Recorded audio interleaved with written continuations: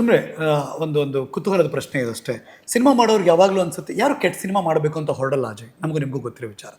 Cinema ನಾವು ಚೆನ್ನಾಗಿ ಮಾಡಿದ್ದೀವಿ, ನಮ್ಗೆ ಕಾನ್ಫಿಡೆಂಟ್ ಇದೆ, ಆದರೆ ಜನ ಬರ್ತಿಲ್ಲ ಅನ್ನೋದೊಂದು ಸ್ಟೇಟ್ಮೆಂಟ್ ಕೇಳಿಸ್ಕೊತಿರಲ್ಲ, ಅವಾಗ ಏನು ಅನ್ಸುತ್ತೆ ಬೀಗ್ ಎನ್ ಆ್ಯಕ್ಟರ್? ಮೊಟ್ಟೆ ಮೊದಲ ಕೋಳಿ ಮೊದಲ ಹೇಳಿ ಫಸ್ಟ್. ಓಕೆ, ಹಂಗಿದು.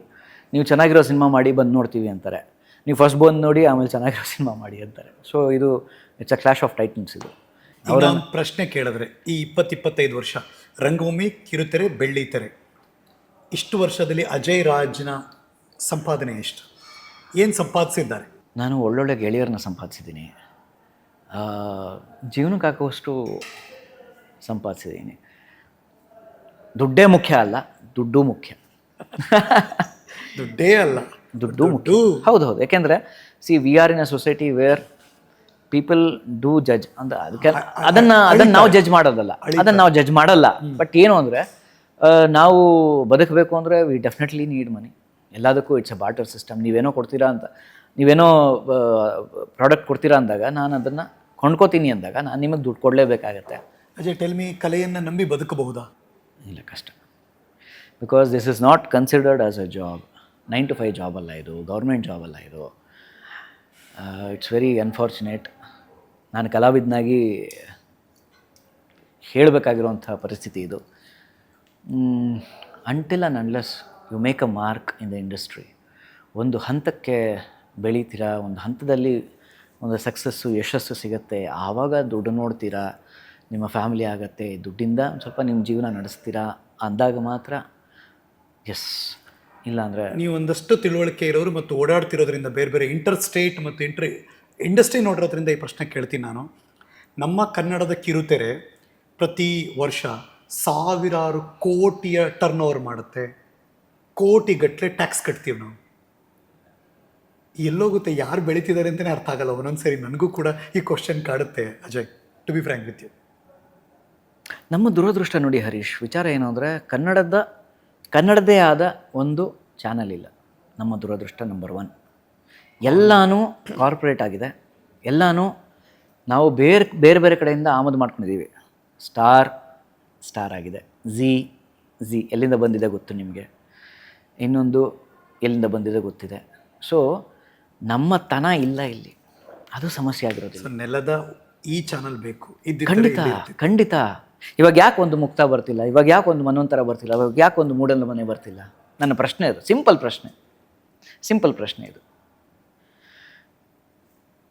ಕಾರ್ಪೊರೇಟೈಸೇಷನ್ ಆಗಿರೋದ್ರಿಂದ ಅವ್ರು ಏನು ತೋರಿಸ್ತಾರೋ ನಾವು ಅದನ್ನೇ ನೋಡಬೇಕು, ಅವ್ರು ಏನು ಮಾಡ್ತಾರೋ ಅದನ್ನೇ ತಿನ್ನಬೇಕು.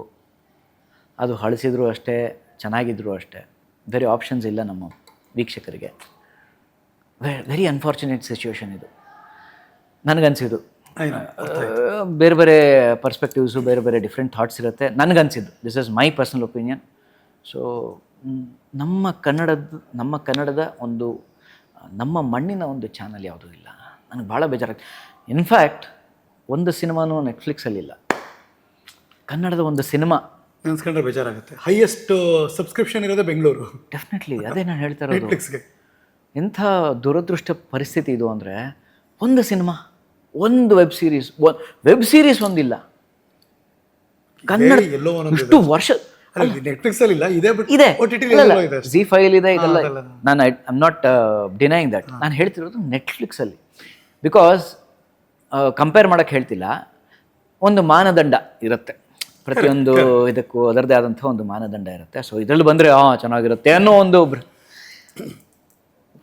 ಅದಕ್ಕಿಂತ ಹೆಚ್ಚಾಗಿ ನಮ್ಮ ಕನ್ನಡದಲ್ಲಿ ಒಂದು ವೆಬ್ ಸೀರೀಸ್ ಇಲ್ಲ ನೆಟ್ಫ್ಲಿಕ್ಸಲ್ಲಿ. ಇಂಥ ಪರಿಸ್ಥಿತಿ ಇದು. ಅದನ್ನೇ ಹೇಳ್ತಿರೋದು, I am not able to digest this situation. ಈ ಪರಿಸ್ಥಿತಿನ ಹೇಗೆ ಅಳಿಯೋದು, ಹೇಗೆ ಅದನ್ನು ಒಂದು ಪ್ಲಾಟ್ಫಾರ್ಮಲ್ಲಿ ಸೇರಿ ಇದ್ರ ಬಗ್ಗೆ ಏನಾದ್ರು ಮಾಡ್ಬೋದಾ ಅನ್ಸುತ್ತಾ ಅಜಯ್? ನಿಮ್ಮ ಥರ ಯೋಚನೆ ಮಾಡುವರು ಯಂಗ್ಸ್ಟರ್ಸ್ಗಳು? I am definitely open for it. Okay, ನಾನು ಯಾವಾಗಲೂ ಸಿದ್ಧ. ಕನ್ನಡಕ್ಕೆ ಏನಾದರೂ ಅಂದರೆ ಯಾವಾಗಲೂ ಕರೀರಿ, ಬರ್ತೀನಿ ಅಷ್ಟೇ. ನೀವು ಕರೆಯೋದು ಹೆಚ್ಚು, ನಾವು ಬರೋದು ಹೆಚ್ಚು, ಅದೇ ವಿಚಾರ ಇಲ್ಲಿ. ಇದೊಂದು ಕನ್ಸ್ಟ್ರಕ್ಟಿವ್ ಆಗಿ ಏನಾದ್ರು ಆದರೆ ಅದ್ರಲ್ಲಿ ಇನ್ವಾಲ್ವ್ ಆಗ್ತೀನಿ. Definitely, why not? Anything bucket ಲಿಸ್ಟಲ್ಲಿ ಗುರು ನೆಕ್ಸ್ಟ್ 5 ವರ್ಷದಲ್ಲಿ ಇದು ಮಾಡ್ಬೇಕು, ನಾನು 20-30 ತನಕ ಇದು ಮಾಡಿರ್ಬೇಕು ನಾನು. ಒಂದು ಸಿನಿಮಾಗಳಲ್ಲಿ ಲೀಡಾಗಿ ಆ್ಯಕ್ಟ್ ಮಾಡಬೇಕು, ಕನ್ನಡದಲ್ಲಿ ತಮಿಳು ಹಿಂದಿ ಓಕೆ ಫೈನ್, ಅದರಲ್ಲಿ ಒನ್ ಆಫ್ ದಿ ಪ್ರೊಟಾಗನಿಸ್ಟ್ ಆಗಿದ್ದೀನಿ ನೆಟ್ಫ್ಲಿಕ್ಸ್ ಸೀರೀಸಲ್ಲಿ, ಇನ್ನೊಂದರಲ್ಲಿ ಸಿನಿಮಾದಲ್ಲಿ ಲೀಡಾಗಿ ಮಾಡ್ತಾಯಿದ್ದೀನಿ. ಅದೆಷ್ಟರ ಮಟ್ಟಕ್ಕೆ ರೀಚ್ ಆಗುತ್ತೆ, ಅದೆಷ್ಟರ ಮಟ್ಟಕ್ಕೆ ಅದು ಸೆಕೆಂಡ್ರಿ. ಬಟ್ ನಾನು ಹೇಳ್ತಾ ಇರೋದು ಲೀಡಾಗಿ ಮಾಡಿದ್ದೀನಿ, ಬಟ್ ಅದು ಅಷ್ಟಾಗಿ ಇದು ರೀಚ್ ಆಗಿಲ್ಲ. ಫರ್ಮ್ ಆಗಿರುವಂಥ ಒಂದು ಸಿನಿಮಾ, ತುಂಬ ಚೆನ್ನಾಗಿರುವಂಥ ಒಂದು ಸಿನಿಮಾ, ಜನಕ್ಕೆ ಇಷ್ಟ ಆಗುವಂಥ ಒಂದು ಸಿನಿಮಾ, ನನ್ನ ಕ್ಯಾಲಿಬರ್ನ ಪ್ರೆಸೆಂಟ್ ಮಾಡುವಂಥ ಒಂದು ಸಿನಿಮಾ, ನನ್ನ ಕ್ಯಾಲಿಬರ್ ಗೊತ್ತಿರತಕ್ಕಂಥ ಒಬ್ಬ ನಿರ್ದೇಶಕನ ಅಡಿಯಲ್ಲಿ ಮಾಡಬೇಕು ಅನ್ನೋದಿದೆ, ದುಡ್ಡು ಮಾಡಬೇಕು ಅನ್ನೋದಿದೆ ಹರೀಶ್. ಆದಷ್ಟು ಬೇಗ ಸ್ವಲ್ಪ ದುಡ್ಡು ಮಾಡಬೇಕು. ಇದು ಚೆನ್ನಾಗಿದೆ, ದುಡ್ಡು ಮಾಡಬೇಕು ಹರೀಶ್. ಅಲ್ಲ ಸಿ, ಇದನ್ನೇ ನಂಬ್ಕೊಂಡು ಸಾಕಷ್ಟು ಜನ ಬರ್ತಾರಲ್ಲ, I feel very pity for them. ನನ್ನ ಅದೃಷ್ಟ ಏನು ಅಂದರೆ ನಮ್ಮ ಮನೆ ಬ್ಯಾಕಪ್ಪು ಏನೋ ಒಂದಿದೆ, ಏನೋ ಒಂದು ಆಗುತ್ತೆ. ಅದಕ್ಕೆ ಪ್ರಶ್ನೆ ಕೇಳಿದ್ದು, ಕಲೆ ನಂಬಿ ಬದುಕಬಹುದಾ ಅಂತ. ಕಷ್ಟ, ಭಾಳ ಕಷ್ಟ. ಒಂದು ಬ್ಯಾಕಪ್ ಇಟ್ಕೊಂಡ್ಬನ್ನಿ ಅನ್ನೋದೇ ನನ್ನ ಅನಿಸಿಕೆ. ಯಾಕೆಂದರೆ as I already shed, this is not considered as a job in India. 9 to 5 job ಅಲ್ಲ ಇದು. ಆ್ಯಂಡ್ ಇದಕ್ಕೆ PF GF ಮೆಚೂರಿಟಿ ಹೊರಗಡೆ ಜಗತ್ತಿಗೆ ಎಷ್ಟು ಕಲರ್ಫುಲ್ ಕಾಣುತ್ತೋ ಹಿಂದ್ಗಡೆ ಹಂಗಿಲ್ಲ. ಸುಮ್ಮನೆ ಬಂದ್ಬಿಡ್ತಾರೆ, ಬ್ಲೈಂಡ್ ಮನಸ್ಥಿತಿಲಿ ಬಂದ್ಬಿಡ್ತಾರೆ. ಅದು ವರ್ಕ್ ಆಗುತ್ತೆ ಯಾವಾಗ ಅಂದರೆ ಎಲ್ಲೋ ಒಂದು ಕಡೆ, when you have that 0.5% of luck. Tell me, ಈ ಪಾಡ್ಕಾಸ್ಟ್ ನೋಡ್ತಿರೋ ಕೊಪ್ಪಳದವರು, ಗುಲ್ಬರ್ಗ, ಬೆಳಗಾವಿಯವರು, ಬೀದರ್ನವನು, ಬಾಲ್ಕಿಯವನು, ಇನ್ಯಾರು ಮಂಗಳೂರಿನವರು, ಮತ್ತು ಈ ಕಡೆ ಗಡಿ ಜಿಲ್ಲೆ ಚಾಮರಾಜನಗರ, ಈ ಕಡೆ ಕೋಲಾರ, ಏನು ಹೇಳ್ಬಾರೆ, ಯಾರೋ ಬೆಂಗಳೂರಿಗೆ ಹೋಗೋಣ, ನಾವು ಕಲಾವಿದರಾಗಬೇಕು, ನಾವು ಬೆಳಿಬೇಕು ಅಂತಿರ್ತಾರೆ. ತಪ್ಪೇನಿಲ್ಲ, ಖಂಡಿತ ತಪ್ಪೇನಿಲ್ಲ ಹರೀಶ್. ನೀವು ಎಲ್ಲಿಂದಾದರೂ ಬನ್ನಿ, ಏನಾದರೂ ಮಾಡಿ, ಕಲಾವಿದರಾಗಿ ಭಾಳ ಖುಷಿ. Industry needs you for sure. But ಆದರೆ ನೀವು ಒಂದು ಬ್ಯಾಕಪ್ ಪ್ಲ್ಯಾನ್ ಇಟ್ಕೊಂಬನ್ನಿ ಅನ್ನೋದು ನನ್ನ ಸಜೆಷನ್. ಓದಿ ಸ್ವಲ್ಪ, ಅಟ್ಲೀಸ್ಟ್ ಒಂದು ಡಿಗ್ರಿ ಮಾಡ್ಕೊಳ್ಳಿ, ಒಂದು ಬ್ಯಾಕಪ್ ಪ್ಲ್ಯಾನ್ ಇಟ್ಕೊಂಬನ್ನಿ. ಇದನ್ನೇ ಪೂರ್ತಿಯಾಗಿ ನಂಬ್ಕೋಬೇಡಿ, ನಾನು ಹೇಳೋದು ಇದನ್ನೇ ಪೂರ್ತಿಯಾಗಿ ನಂಬ್ಕೋಬೇಡಿ. ಇದ್ದಾರೆ ಇದನ್ನೇ ನಂಬಿಕೊಂಡು ಇದರಲ್ಲೇ ಜೀವನ ಮಾಡಿದ್ರು ಸಾಕಷ್ಟು ಉದಾಹರಣೆಗಳಿವೆ. ನಮ್ಮ ಕಣ್ಣು ಮುಂದೆನೇ ಒಂದಿದೆ, ಈಗ ತಾನೇ ಅದ್ರ ಬಗ್ಗೆ ಮಾತಾಡಿದ್ವಿ. ಅವೆಲ್ಲ ಥರ ಹೊರತಾಗಿ ಇರಲ್ಲ. ಎಕ್ಸಾಕ್ಟ್ಲಿ, ಎಲ್ಲರಿಗೂ ಒಂದೇ ಥರ ಇರಲ್ಲ, 5 ಬೆರಳು ಒಂದೇ ಥರ ಇರಲ್ಲ. ಯಾವುದೋ ಒಂದಕ್ಕೆ ಜಾಸ್ತಿ ಇರುತ್ತೆ, ಯಾವುದೋ ಒಂದಕ್ಕೆ ಕಡಿಮೆ ಇರುತ್ತೆ. ಬಟ್ ಆದರೆ ಒಂದು ಕೈ ಆಗಬೇಕು ಅಂದಾಗ ಒಂದು ಬ್ಯಾಕಪ್ ಇರಲೇಬೇಕಾಗತ್ತೆ ಒಂದು ಕೈಗೆ. ಸೊ ಏನಾದರೂ ಒಂದು ಓದ್ಕೊಂಡಿರಿ, ಒಂದು ಡಿಗ್ರಿ ಬೇಸಿಕ್ ಮಾಡ್ಕೊಂಡಿರಿ. ಬೆಂಗಳೂರು ಬದಲಾಗ್ತಾ ಇದೆ.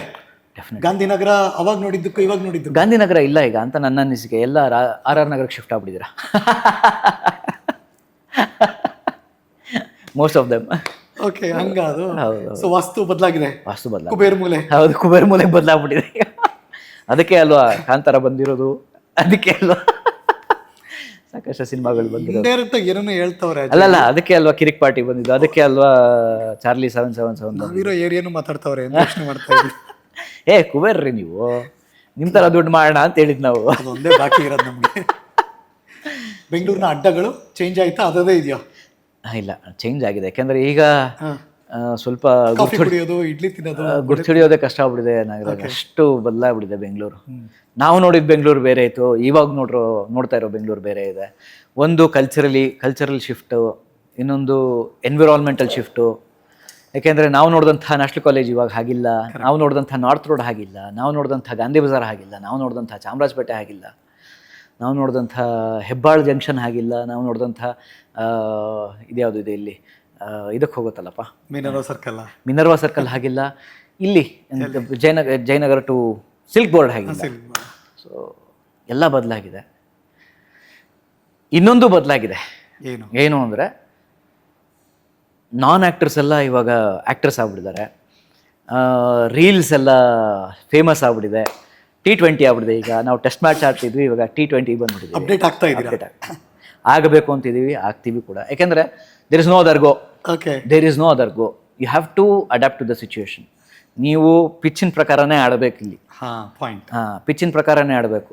ಸೊ ಯು ಡೋಂಟ್ ನೋ ಯಾವಾಗ ಬೌನ್ಸ್ ಬರುತ್ತೆ, ಯಾವಾಗ ಗೂಗ್ಲಿ ಬರುತ್ತೆ, ಯಾವಾಗ ಅಂಡ್ ಶಾರ್ಟ್ ಪಿಚ್ ಬರುತ್ತೆ, and very stipulated time. T20 correct. ನಿಮಗೆ ಇಷ್ಟಿದೆ ಅಷ್ಟಿದೆ ಇಲ್ಲ. ಈಗ ಆಡ್ ಮುಗಿಸೋ ನೀಟಾಗಿ ಟೈಮಲ್ಲಿ hit out or get out ಅಂತ ನಾವು ಹೇಳ್ತಾ ಇದ್ವಿ. ಇವಾಗ ಹೆಂಗೆ ಫ್ಯಾಮಿಲಿ ಎಲ್ಲ ಬೆಂಗಳೂರಲ್ಲಿ ಸೆಟ್ಲ್ ಆಗಿದಾರ? ಎಸ್, ಎಲ್ಲರೂ ಸೆಟ್ಲ್ ಆಗಿದ್ದಾರೆ ಬೆಂಗಳೂರಲ್ಲೇ. ನಾವು ಪುಟಾಣಿ ಮಗ ಇದ್ದಾನೆ. ಹೌದು, ತಸ್ಮೈ ವಿಷ್ಣು ಅಂತ ಅವನ ಹೆಸರು. ತಸ್ಮೈ ವಿಷ್ಣು ಹೆಸರು ಚಂದ ಉಂಟು. Thank you. ಮಡದಿ, ಅಫ್ಕೋರ್ಸ್ ನೀವೆಲ್ಲರೂ ಕೂಡ ಪ್ರತಿನಿತ್ಯ ಸೀರಿಯಲ್ನಲ್ಲಿ ನೋಡುತ್ತಿರುವ ಹೆಣ್ಣು ಮಗಳು. ಹೌದು, ಪದ್ಮಿನಿ ದೇವನಹಳ್ಳಿ ನಮ್ಮ ಯಜಮಾನ್ರು. ಸೊ ಅಲ್ಲ, ಲಿಟ್ರಲ್ ಆಗಿ ಹೇಳ್ತಾ ಇದೀನಿ, ಲಿಟ್ರಲ್ ಆಗಿ ಹೇಳ್ತಾ. ಚೆನ್ನಾಗಿದೆ, ನಮ್ಮ ಯಜಮಾನ್ರು ಪದ್ಮಿನಿ ದೇವನಹಳ್ಳಿ ಅಂತ. She is a friend, philosopher, guide, lover, lover, wife ಅದು ಹೇಳ್ಬೇಕು, ಅಲ್ಲಿಂದ ಮುಂದಕ್ಕೆ ಹೇಳ್ಬೇಕು. ಹಂಗೆ ಅದು. ಸೊ ಇನ್ನೊಂದು ಇಂಟ್ರೆಸ್ಟಿಂಗ್ ವಿಚಾರ ನಿಮ್ಗೆ ಯಾರಿಗೂ ಗೊತ್ತಿಲ್ಲದಿರೋದು, ನಮ್ಮ ಮಾವ ಈಸ್ ಆಲ್ಸೋ ಡೈರೆಕ್ಟರ್. ಸಾಕಷ್ಟು ಸಿನಿಮಾಗಳಿಗೆ ಅಸೋಸಿಯೇಟ್ ಆಗಿ ಕೋ ಡೈರೆಕ್ಟರ್ ಆಗಿ ವರ್ಕ್ ಮಾಡಿದಂಥವ್ರು, ಹಳಬರು. ಬಾಬು, ಡಿ ಬಾಬು ಅವ್ರ ಜೊತೆ ಎಲ್ಲ ಕೆಲಸ ಮಾಡಿದವರು. ಕಲಾಗಂಗೋತ್ರಿ ಮಂಜು ಅಂತ ಸಾಕಷ್ಟು ಸೀರಿಯಲ್ಸ್ನ ಡೈರೆಕ್ಟ್ ಮಾಡಿದವರು. ಕಲಾಗಂಗೋತ್ರಿಲಿ ಸಾಕಷ್ಟು ನಾಟಕಗಳಿಗೆ ಬೆನ್ನೆಲುಬಾಗಿ ನಿಂತಂಥವ್ರು. ಈಗಲೂ ಕೂಡ ನಾಟಕಗಳಿಗೆ ಅವರ ಬೆಳಕಿನ ವಿನ್ಯಾಸ ಇರುತ್ತೆ. ಆ್ಯಂಡ್ ರೀಸೆಂಟಾಗಿ ಇನ್ನೊಂದು ಇದ್ರ ಮೂಲಕ ನಾನು ನಮ್ಮ ಸಿನಿಮಾದರ ಒಂದು ಪ್ರಚಾರ ಮಾಡ್ಕೋತಾ ಇದ್ದೀನಿ. ಸಂಕೀರ್ತನ ಅಂತ ಒಂದು ಸಿನಿಮಾ ಡೈರೆಕ್ಟ್ ಮಾಡಿದ್ದಾರೆ. ನಮ್ಮ ಪದ್ಮಿನಿ ಅಲ್ಲಲ್ಲ, ಪದ್ಮಕಲಾ. ಹೌದು, ಪದ್ಮಕಲಾ ಅವರು ಪ್ರೊಡ್ಯೂಸ್ ಮಾಡಿರುವಂಥ ಸಿನಿಮಾ. ಕರೆಕ್ಟ್. ಅವರು, ನಮ್ಮ ಮಾವ ಮತ್ತು ಇನ್ನಿಬ್ಬರು ಎಲ್ಲ ಪ್ರೊಡ್ಯೂಸ್ ಮಾಡಿ ಅದೊಂದು ಸಿನಿಮಾ ಮಾಡಿದ್ದಾರೆ. ಯತಿಗಳು ಮತ್ತು ದಾಸರ ಒಂದು ಸಮಾಗಮ. ಪ್ರವೀಣ್ ಡಿ ರಾವ್ ಅವರ ಮ್ಯೂಸಿಕ್ಕು ಅದ್ಭುತವಾಗಿ ಬಂದಿದೆ. ನಾನು ಅದರಲ್ಲಿ ಒಂದು ಸಣ್ಣ ಪಾತ್ರ, ಕನಕದಾಸನ ಪಾತ್ರ ಮಾಡಿದ್ದೀನಿ. ಸಣ್ಣ ಪಾತ್ರ ಅಂದರೆ ನಮ್ಗೆ ಗೊತ್ತಿರುವಂಥ ಒಂದು ಇದರಲ್ಲಿ ಏನಿರುತ್ತೆ, ಹೆಂಡತಿ ಆಸೆ ಏನಿದೆ ಗಂಡನ ಮೇಲೆ, ಏನಾಗಬೇಕು ರೀ ನಿಮ್ಮ ಕಾನ್ವರ್ಸೇಷನ್ ಇರುತ್ತಲ್ಲ? She definitely wants to see me big. ಅಲ್ಲ, ಏನು ಹೇಳ್ತಿರ್ತಾರೆ ಪದ್ಮಿನಿ, ಏನು ಹೇಳ್ತಿರ್ತಾರೆ ನಿಮಗೆ? ಏನು ಹೇಳ್ತಿರ್ತಾರೆ ಅಂದರೆ ಏನು ಮಾಡಿಸ್ತಿರ್ತಾರೆ ನನ್ನ ಕೈಲಿ ಅನ್ನೋದು ಪ್ರಶ್ನೆ. ಏನು ಮಾಡಿಸ್ತಿರ್ತಾರೆ ಗಂಡನ ಕೈಲಿ? ಎಲ್ಲ ಮಾಡಿಸ್ತಾರೆ. ಅಂದರೆ she definitely motivates me in every step. So ಹೀಗೆ ಮಾಡಿ ನೀವು ಹೇಳಿದ್ದು ಮಾಡಿ, ಆಮೇಲೆ ಹೇಳಿ. Behind every successful man there will be behind every successful woman there is a man. ಅದು ವೈಸ್ ವರ್ಸ. ಸೊ ಈಡು ಜೋಡು ಹಂಗೆ ಇದ್ದೀರಾ ನೀವು? ಡೆಫಿನೆಟ್ಲಿ. ಅವಳು she is also brilliant actress. ನೀನಾಸ ಮುಗಿಸ್ಕೊಂಬಂಥ product. So I seek refuge. ಅಂದರೆ ಏನಾದರೂ ಗೊತ್ತಾಗಲಿಲ್ಲ ನನಗೆ ಆ್ಯಕ್ಟಿಂಗಲ್ಲಾಗಲಿ ಬೇರೆ ವಿಚಾರಗಳಲ್ಲಾಗಲಿ ಅಂದರೆ I definitely go in seek of advice. ಎಡದ ಮೇಲೆ ಮುಗಿತಾ ಲೈಫು ಅಂತ ತುಂಬ ಜನಕ್ಕೆ ಅನಿಸಿರ್ಬೋದು. ಆದರೆ ಮತ್ತೆ ಎದ್ದು ಮತ್ತೆ ನಡಿಬೋದು, ಮತ್ತೆ ಓಡ್ಬೋದು, ಗುರಿಯೆಡೆಗೆ ಸಾಗ್ಬೋದು ಅನ್ನೋದಿದೆಯಲ್ಲ, ದಟ್ಸ್ ಇನ್ಸ್ಪೈರ್ ಆಗಬೇಕೆಲ್ಲ ಒಂದು ಕಡೆ. Definitely. Ajay is that kind of a personality. You know, ಇತ್ತೀಚೆ ಥರ ಏರಿಳಿತಗಳನ್ನು ಕಂಡವ. ಅಬ್ಸಲ್ಯೂಟ್ಲಿ. ಬಿದ್ದಾಗಲೂ ಪ್ರತಿ ಸರಿ ಇದಕ್ಕೊಂದು ಪ್ಲೀಸ್ ಗೋ ಹೆಡ್. ನಮ್ಮ DVJ ಅವ್ರದ್ದೊಂದು ಕಗ್ಗ ನೆನಪಕ್ಕೆ ಬರ್ತಿದೆ. ಓಕೆ. ಹಾಲ ಕಾಯಿಸಿ ಹೆಪ್ಪನಿಕ್ಕಿ ಕಡೆದೊಡೆ ಮೊದಲು, ಮೇಲೆ ಕಾಣದ ಬೆಣ್ಣೆ ತೇಲಿ ಬರುವಂತೆ, ಬದುಕನಿ ಜಗದ ಮಂಥುವು ಕಡೆಯಲೇಳುವುದು, ಆಳದಿಂದ ಆತ್ಮಮತಿ ಮಂಕುತಿಮ್ಮ ಅಂತ. ಅಂದರೆ ಫಸ್ಟು ಹಾಲು ಕಾಯಿಸಿ ಹೆಪ್ಪನಿಕ್ಕಿ ಕಡೆದೊಡೆ, ಮೇಲೆ ಕಾಣದ ಬೆಣ್ಣೆ ತೇಲಿ ಬರುವಂತೆ. ಸೊ ಫಸ್ಟು ನೀನು ನಿನ್ನೊಳಗಿರ್ತಕ್ಕಂಥ ನಿನ್ನ ಎಲ್ಲ ಒಂದು ಏನೇನಿದೆಯೋ ಎಲ್ಲವನ್ನು ಬಗೆದು ತೆಗೆದು ಅದನ್ನು ಮಂಥಿಸಿದಾಗ ಆವಾಗ ಮಾತ್ರ ನಿಮಗೆ ಮೇಲೆ ಬರೋದು. ಸೊ ಹಾಗಾಗಲೇಬೇಕು, ಪ್ರತಿಯೊಬ್ಬ ಮನುಷ್ಯನೂ ಹಾಗಾಗಬೇಕು. ಸೊ ನನಗೆ ಅದು ಬಹಳ ಕಗ್ಗ ಓದ್ತಾ ಇರ್ತೀನಿ ನಾನು. ಅದನ್ನು ಅರ್ಥೈಸ್ಕೊಳ್ಳೋದ್ರಲ್ಲೂ ಯು ಬಾ ದೇವ್ರದು. ಈ ರಂಗಭೂಮಿಗಿರೋ ತಾಕತ್ತದು. ಅಬ್ಸಲ್ಯೂಟ್ಲಿ. ಭಾಷೆ ಮೇಲೆ, ಸಾಹಿತ್ಯದ ಮೇಲೆ ಆ ಪ್ರೀತಿಯನ್ನು ತುಂಬ ಚೆನ್ನಾಗಿ ಬೆಳೆಸುತ್ತೆ ಮತ್ತು ಅದರ ಗಟ್ಟಿತನವನ್ನು ಕೊಡುತ್ತೆ. ಖಂಡಿತ ಕೊಡುತ್ತೆ. ಇದು ಸಾಹಿತ್ಯದ ವಿದ್ಯಾರ್ಥಿಯಾಗಿ ನನಗೂ ಯಾವಾಗಲೂ ಆಸೆ ಇದೆ. Ajay, thank you, it was wonderful. Thank you. ಸಾಕಷ್ಟು ನಾನು ಕನ್ನಡದ ಬಗ್ಗೆ ಅವಹೇಳನೆ ಮಾಡಿಲ್ಲ. ಖಂಡಿತ ಯಾರು ದಯವಿಟ್ಟು ಅನ್ಯಥಾ ಭಾವಿಸಬೇಡಿ. ನನಗೆ ಕನ್ನಡ ಇಂಡಸ್ಟ್ರಿ ಮೇಲೆ, ಕನ್ನಡ ರಂಗಭೂಮಿ ಮೇಲೆ, ಕಿರುತೆರೆ ಮೇಲೆ, ಬೆಳ್ಳಿತೆರೆ ಮೇಲೆ ನಿಮ್ಗೆ ಗೊತ್ತಿಲ್ಲ ಅಷ್ಟು ನನಗೆ ಪ್ರೀತಿ ಇದೆ, ಒಲವಿದೆ, ಸಾಧನೆ ಮಾಡಬೇಕು ಅನ್ನೋದಿದೆ. ಹಾಗಾಗಿ ಎಲ್ಲೋ ಒಂದು ಕಡೆ ಸಣ್ಣ ಬೇಜಾರಲ್ಲಿ ಏನಾದರೂ ಮಾತಾಡಿದರೆ ದಯವಿಟ್ಟು ಕ್ಷಮೆ ಇರಲಿ. ಇದನ್ನು ಹೇಳಕ್ಕೆ ಬಯಸ್ತೀನಿ. ಯಾಕೆಂದರೆ ನಾನು ಹೇಳಿದ್ದನ್ನು ಬೇರೆ ಥರ ಅರ್ಥೈಸ್ಕೊಳ್ಳೋಷ್ಟು ಸಾಕಷ್ಟು ಕಮೆಂಟ್ಸ್ಗಳು ಬರ್ಬೋದು. ಅಲ್ಲ, ಆಗದೆ ಇರಲಿ ಅನ್ನೋದು ನನ್ನ ಆಸೆ. ನಮಗೆ ನೋವೇನು ಗೊತ್ತಾ, ನಮ್ಮ ಕನ್ನಡದ ಒಬ್ಬ ಕಲಾವಿದ ಅಫ್ಕೋರ್ಸ್ ಇನ್ನೊಂದು ಕಡೆ ಬೆಳೀತಿದ್ದಾರೆ ಅಂತ ಖುಷಿ ಇದ್ದೇ ಇರುತ್ತಿಲ್ಲ ಅಂತಲ್ಲ, ನಿಮ್ಗೆ ಬದುಕು ಕಟ್ಕೊಡ್ತಾ ಇದೆ, ಅದು ಕರೆಕ್ಟೇ. ಬಟ್ ಇಲ್ಲೂ ಇದ್ದೀರಾ ಅನ್ನೋದೊಂದು ಸಮಾಧಾನ ಇದೆ. ಇಲ್ಲಿ ಇನ್ನೂ ನಿಮ್ಮನ್ನು ಹಿಂಗೆ ಬೆಳೆಸಬೇಕು, ಆ ಥರದ ಅವಕಾಶ ಸಿಗಬೇಕು ಅನ್ನುವ ಆಸೆ ಕೂಡ ನಮ್ಮದಾಗಿದೆ. ಖಂಡಿತ. ಆಮೇಲೆ ನಾನು ಹೇಳಿಲ್ಲ ನಿಮಗೆ, ಕಮಲ್ ಹಾಸನ್ ಅವ್ರ ಜೊತೆ ಆ್ಯಕ್ಟ್ ಮಾಡಿದೆ ನಾನು, ಉತ್ತಮ ವಿಲನ್ ಅಂತ ಒಂದು ಸಿನಿಮಾದಲ್ಲಿ. ನೋಡಿ, ಯಾವಾಗಲೂ ಕಮಲ್ ಹಾಸನ್ ಅಂದಿದ್ದಕ್ಕೆ ಆಯ್ತಾ ಅದು? ಅಯ್ಯೋ, ಎಂಥ ಎಕ್ಸ್ಪೀರಿಯನ್ಸ್ ಸರ್ ಅದು. ಅಯ್ಯೋ Harish, you won't believe, my goodness. ನೋಡಿ, that's Kamal Haasan. Goosebumps as an actor. As an actor, extraordinary. ನೀವು ಏನ್ ಹೇಳೋದು ಡ್ರೀಮ್ ಇದೆ? ಯಾರ ಜೊತೆ ಆಕ್ಟ್ ಮಾಡಬೇಕು ಅಂತ ಏನಾದ್ರು ಇದೆಯಾ? ಇತ್ತಲ್ಲ, ಆಯ್ತಲ್ಲ. ಆಯ್ತಲ್ಲ, dream comes true. That's great. ಇನ್ನೂ ಸಾಕಷ್ಟು ಜನ ನಮ್ಮ ಕನ್ನಡದಲ್ಲೇ ಇದ್ದಾರೆ, ಅವ್ರ ಜೊತೆ ಆ್ಯಕ್ಟ್ ಮಾಡಬೇಕು ಅಂತಿದೆ.